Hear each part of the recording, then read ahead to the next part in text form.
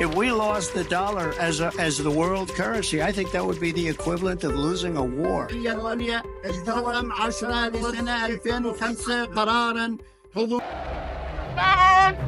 a new African in the world. That new African is ready to fight his own battle. Nations became politically independent in the 20th century. But today, they still rely on foreign currencies, borrow from international banks, and trade under rules set far outside their borders. So the question is, are they truly independent? We are here to be in solidarity with other peoples in the world here in Marrakesh. First, to protest what the IMF and the World Bank has done to people all over the world. It's about control. Control over your language so people think in terms native to them. Control over your justice system so laws reflect local values. Control over your land so resources benefit the people who live on it. Today, we are marching and demonstrating against the policies of the International Monetary Fund and the World Bank, which have been seen since their inception in the 1944 Bretton Woods Agreement as mechanisms created by the global capitalist system of the time in the form of two poles.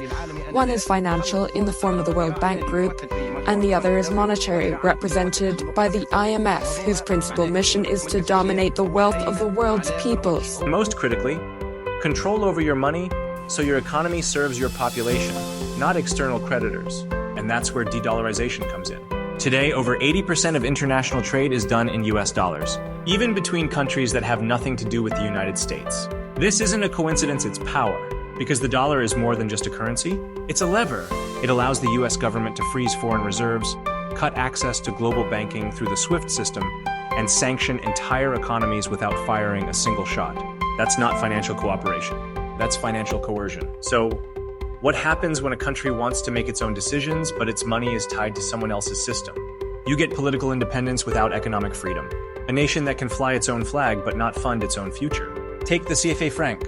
14 African countries still use this colonial-era currency, created by France, pegged to the euro, and controlled from Paris. Since independence, an estimated 500 billion euros has been siphoned from African economies straight into French reserves. That's not a legacy, that's an active system, and it's why some countries are pushing back. Russia built SPFS, China built CIPS, and now the BRICS nations, Brazil, Russia, India, China, and South Africa, are rolling out BRICS Pay to trade directly in local currencies. Not as a rebellion, as a necessity.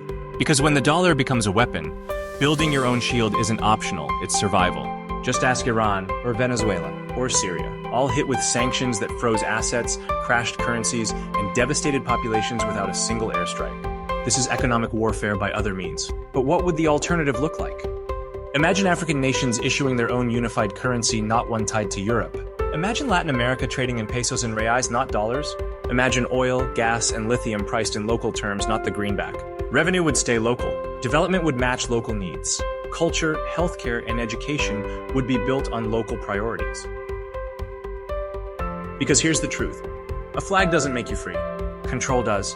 Decolonization is step 1. Dedollarization is step 2. Only together do they create true independence, political, cultural, and economic.